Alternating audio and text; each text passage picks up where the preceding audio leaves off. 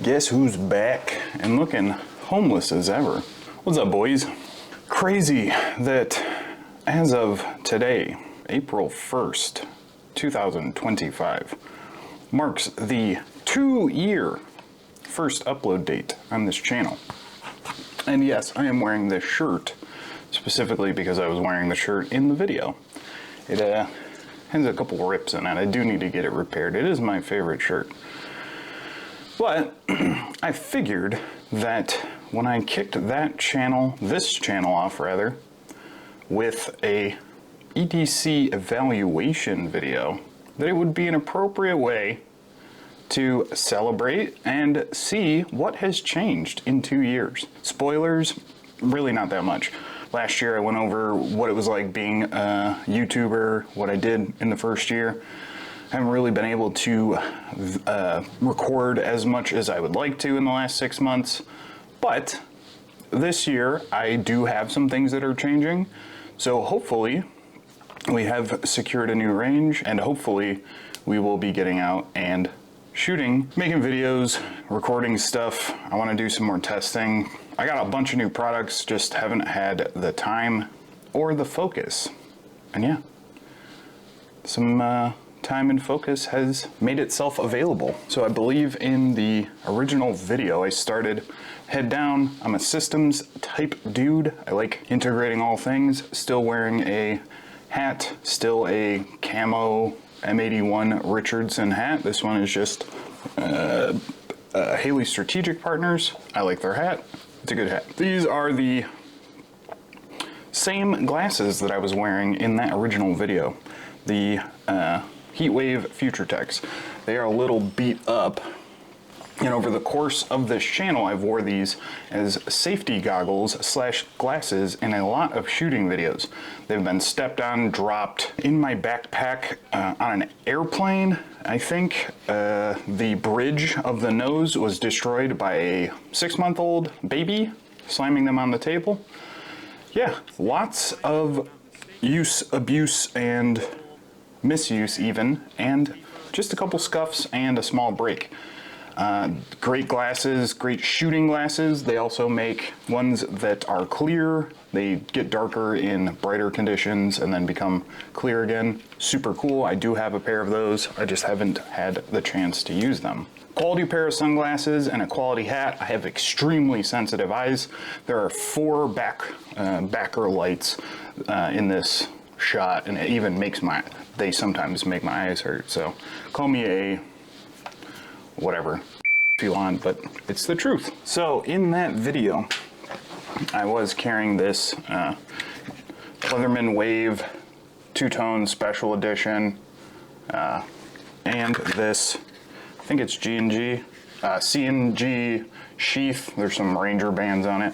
I was carrying this, and I do still carry it from time to time if I know I need to do serious work. However, in the interim between my last upload, which was, or no, 2 uploads ago, whenever I uploaded the 𝐵𝐵𝐼𝐵𝐼 ARC video, and now, so it's been about 6 months. I filmed that in the ass end, or November, December of 2024. I have been carrying that Leatherman ARC, also a fancy 2-tone. This is a special edition Magna Cut blade, their free system.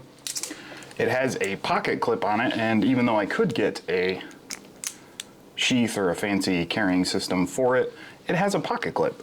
So I took my Rick Hinder XM18, which has been my everyday folding pocket knife essentially for the last like 7 years, out and started running this and testing the blade, using it as both a pocket knife and as a multi-tool. And while I was a little skeptical of the price point on this in that video, having put, yeah, we'll say 5.5-ish months of serious use on it, every day the knife is still very sharp. The tools all work very well, just like a regular Leatherman. I have gotten used to the one-handed deployment mechanism to get the screwdriver and the other tools out on the side. Can be a little finicky still. Maybe it just needs to break in more. Overall, I'd say it's a good tool. Still just a little expensive for my tastes. And even the base knife, or the base multi-tool, is still pretty expensive. There are better options, and I'd like to make a video about that. What gear could you get instead of picking up something like this that'll do the exact same job? Now, that being said, I still do like it, and I do carry it every day. Yeah, and obviously I went over the knife. In the last video I was carrying the 𝚂𝚑𝚋𝚑. Still really love that knife, and sometimes still carry it and that tool. It's just a lot of competing pocket space, so the knife got, you know, moved out. And for my fighting knife, I know this was controversial in that video and in the follow-up video, 6 months later or whatever it was, reevaluating, that I carry a knife strictly for fighting. Again, in my state, these are not illegal to own, purchase, and or carry. Check your local laws, but for me, I do carry a OTF knife. This is a distressed Microtech Ultratech stonewashed blade, single edge. In the other video, I was carrying this knife, the Microtech Trudon black blade two-tone. I like that knife very much. I just have been carrying this for a while to try out new stuff and see if I was correct in my assertion that that might be my favorite OTF pocket knife of all time. And yeah, all Ultratechs, all Trudons, all Microtechs, all OTFs are my favorite. I just like the mechanism. It's fun to play with. Sounds cool, yes. Do they sound menacing when you deploy them? Sure, but good and bad are a social construct, and menacing is a feeling. So I don't know how to describe the joy that I get from carrying this, but in a self-defense situation, unable or incapable of retrieving a firearm, I'd like to have options. I don't ever want to use any of those options, but having options means you have alternatives. So carrying things like pepper spray, using a full power fighting light, a knife, whatever it might be. Having tools is the only way to deal with problems, or one of the only ways, as well as having a solid hand-to-hand grappling and enough cardio to get away from a situation if that is an option. So know your options, know your variables. I have big man privilege. I'm 6'3", 235, 40 pounds. So normally problems do not seem to find me, but that does not mean that they cannot find me. So fighting knife, Microtech Ultratech. I believe this is the fighting light that I was carrying, the Mod Light PLHV2 with the original fat head. Since then, I have tried a couple different options out, including, what is this? This is the MCH EDC dual fuel. Yes, MCH EDC dual fuel. All of the lights that I consider for a fighting light have to have this theorem switch, have to be a rechargeable 18650 flashlight, and have at least a minimum output of 1000 lumens with a reasonable amount of candela. Normally I run a pistol mounted light, something smaller as well for a concealed carry handgun. But I like these as options because you don't want to point a firearm at something to identify what it is, and two, sometimes extra light is necessary. All sorts of good media regarding judicious use of light during a self-defense situation, so I'm not going to go over that here. However, I do think it is important, and I've tried different carrying methods. Obviously, the Therm, however you pronounce it, has a built-in pocket clip, which allows you to clip it on the edge of your pocket. That's super cool. I've also tried this out. It is from 𝚂𝚘𝚋𝚜𝚌 Products Group. It's a universal belt-mounted holster, mostly for range use, but both of these fit pretty snugly in here. I like putting Ranger bands on my stuff, give it a little bit extra grip when you're sweaty and or slippery. So those would be my two primary options for fighting illumination. However, I also have tried those theorem switchbacks on all manner of different flashlights. Between the enthusiast grade stuff, the convoys, MSRs, night cores, tried a bunch of different flashlights. I have well in excess of 100 different types of flashlight, including pen lights, headlamps, lanterns. The lighting around me is all portable lighting. tons of different handheld flashlights, big and small, different battery sizes. These are my favorite in the fighting category. So, fighting illumination. Still basically my go-tos. Also, I've tried the slim heads and now even have the little EDC chop head. I'm rolling footage of it or a picture of it right now just so you can see, because I don't have one directly in front of me. I also showed a belt-mounted system similar to what I just showed with an MSR flashlight in it. That belt-carrying apparatus broke, and I lost that flashlight. It was very sad. I mean, I have multiple extras of them, but yeah, snapped right off, getting out of my vehicle. So I do not carry that anymore. My gizmo ring, pretty much the exact same thing as it was the last time. Added a couple things since then. Little multi-USB tiny little charging cable, the InCharge 6, I believe we figured this was called. Put a little electrical tape to keep the heads together. Basically got every connector I would need. A, C, micro USB and lightning, not lantern. I've used the crap out of this when my phone died at a friend's house or just couldn't find a quick cable that I need to plug something in. Got some of these 𝚂𝚘𝚋𝚌𝚛𝚒𝚋 glow tabs, still little, this was from 𝚂𝚌𝖒𝖕𝖕𝖔𝖊𝖒𝖕𝖔𝖞, I believe, back in 2015, 16, I don't remember. Little bit holder with a number 2 Phillips in it. This is just a little vial with a single acetaminophen in it. I keep getting bad headaches, probably because I don't drink enough water and I drink a lot of coffee.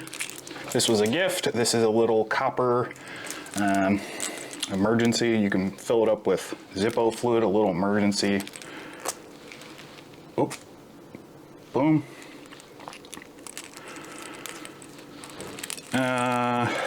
And that's a key, 256 gig small USB thumb drive, jump drive, whatever you'd like to call it. This is a titanium version of that same little lighter. Another Phillips head. This was from T-Rex Arms, I want to say. I put it on here and then forgot it was on here. It's just kind of like, you know, the stuff that normally you would put on your key ring that you turn in your ignition, but just nonsense. Frosty for a year card. The Lumen Top Frog. Ooh, nice little patina built up on that. These are great. I want to say they're like a couple hundred, 300-400 lumens. The batteries die very, very quickly though. So you get about 5 minutes of runtime before they need to be recharged. So yeah, gizmo ring, basically the same, but nothing wild or crazy. I like having this, even though it does make a little bit of noise. It's not too bad though, but having, you know, those weird little things that you have to go find, usually these will handle those things. Keys, still using the same key bar. This is a glow in the dark, which I don't know if I showed the first time. So it's like a pale green, if you can see. But when you expose it with some light, yes, this is the mod light, and this is why I'm literally not looking at it. I'm blinding my fucking self. So you expose it to a little bit of very bright light, and it glows blue. Super cool. It's got a titanium Slayer backside. I put this together with 2 other key bars that I took apart and then smashed together. I think I had a black micarta side. The original pocket clip that I had there in the first video finally broke, which is a little bit upsetting. And you know, that's what happens when you carry something in a pocket, in and out of your pocket multiple times a day for 5 or 6 years, however long I'd had that original pocket clip on there. I want to say 5 years, like a good 5 or 6 years. So yep, key bar, still not going to show you my keys, just the same 4 keys: house key, security, cabinet key, and yeah, key bar, keys. I also went over Palm OC. I still carry them occasionally. I don't have one on my person right this second. I keep one in my bag, I keep one in my vehicle, keep 2 right there next to my battle station, my desk, whatever you want to call it. I still am using the Pixel 6 Pro. Battery life has become a problem, storage space has become a problem, and phones are getting ridiculously huge right now and ridiculously expensive. So I'm probably going to use it until I kill the battery. Wallet, pretty boring. S-Tech, still using the S-Tech. There's a Ranger band on it to keep cash and hold it closed. All right, this will be arguably the largest change in my entire setup, as in the last, the last 6 months of last year and then the first 3 months of this year, I have started carrying the Glock 43X. I really didn't like the Glock 43X when I didn't like the Glock 43 despite owning one when I first bought it. Very poppy, too small for my very large hands. And then I got a buddy, a very good buddy and friend of the channel, to loan me his and his S15 magazines. After putting whatever the round count I did in that day in the video through it and testing it, I said, you know what? All right, maybe I will wait. If they ever make a version that you can put a weapon light on, I will purchase one. And so I did. Sold the 43, sold my first 19, and some other bits and bobs and junk, and purchased this bad boy. So this is a stock, not Cerakoted, gray framed Glock 43X MOS with the light rail. I have a Maple Leaf X5 Mark I slide on it, some 𝐸𝐹 custom AmeriGlow low pro sights, and the Holosun EPS carry single dot to MOA if I'm not mistaken. The standard 10 round magazine with a JagerWorks +0 floor plate, and I'm running critical duty 124s in this bad boy. So why did I purchase this and why did I switch to it? Well, I wanted something lightweight for summer carry that wasn't unusable and for just bad breath distance type situations. Since putting the however many rounds through the Shield Arms mags, I believe Palmetto State also has created an offering that allows 15 rounds in these, and I do intend to purchase some of those and test them out. As well as in, I think they said Q1, but I believe it's actually April, Radian will be making a ramjet and afterburner combo for this, which is when I will complete it. I'll put the TLR 7 sub on here and that'll be my little blaster. Yes, they're poppy. Oh yeah, there's also a Tyrant Designs trigger shoe on this. I'm not normally one to try stuff that I haven't tried or already seen or used in person. A buddy of mine purchased this for me as an early birthday gift, and thank you for that. It is a very crisp trigger. I might do a standalone video about Glock triggers. I've since moved away from doing custom triggers, even though I have many of them and do enjoy them on carry pieces. Yeah, mini review, like 8 out of 10. Yeah, decent little blaster. And I also wanted to step away from the sidecar because, again, I wanted to keep this small and compact. Even though I love the sidecar and I eventually will purchase one for this, I'm just running this in a standard black T-Rex Arms Raptor. The Raptor comes with their extendable claw. I'll probably roll a video of it because I don't know where I put it when I took it off. Adds a little bit too much pressure, and ironically I still find carrying a Glock 45, which is the almost full frame 9mm, and a second mag to be more comfortable than carrying just this. I don't know if it's the way it distributes it. I don't know if I'm just a large dude and it feels awkward to have all of the pressure of carrying a firearm on one side of my body. But all in all, great package. Can recommend every product here, and yeah, solid holster, solid slide, solid optic, solid pistol. I did have one issue in the first 500 rounds feeding with this, but after breaking it in, I've had no issues feeding. It just kind of skip slammed where it didn't, you know, the round kind of didn't get onto the feed ramp enough to where it would allow it to feed into the chamber. Lube your guns, maintain, you know, preventative scheduled maintenance cycle, very important. So yeah, pistol. But yeah, that's pretty much it. Nothing really huge changed in the last 2 years in terms of what I'm carrying.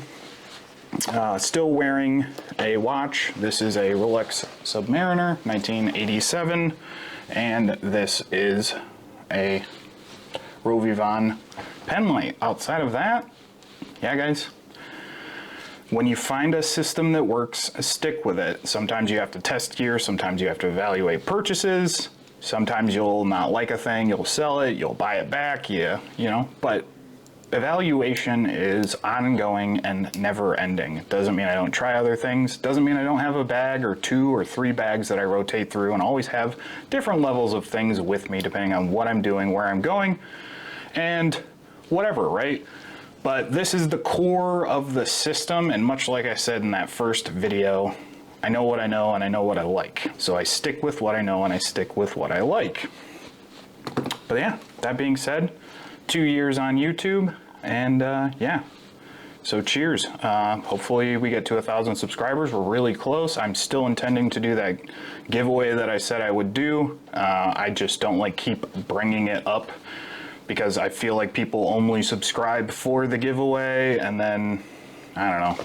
Yeah, it's a strange like Ouroboros tale, right? Like you want people to enjoy your content, but you don't want them to just be there to win free stuff or get free stuff. Like, I don't know. I would rather people enjoy the content and actually be able to receive something for participating. I don't know. I do this shit because I love it, not because I want money or views or free stuff, but because this stuff is actually entertaining and useful, and I like teaching and I like talking about things. So, and it's easy to do, right? So, all right, guys. That is pretty much it for this video. And yeah, I'll catch you in the next one. Peace.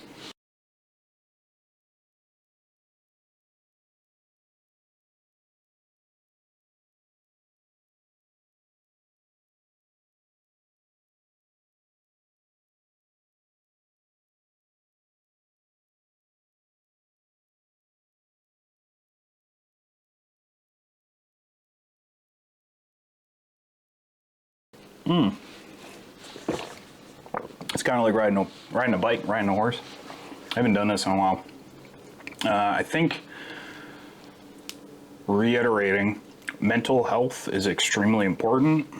Losing the range last year kind of put me into a depressive state, a funk, a mood, if you will. Having healthy outlets and things that you enjoy doing without other people is extremely important. But it's also important to remember to, lean on the people that care about you, right? Your family, your loved ones, your friends, it could be coworkers, I don't know. But if you're struggling, remember there are people that are there for you. So don't, falling on your own sword is noble unless you're the one who pushed yourself. So keep that in mind. So, all right, yeah, just, yeah. Stay safe out there, boys.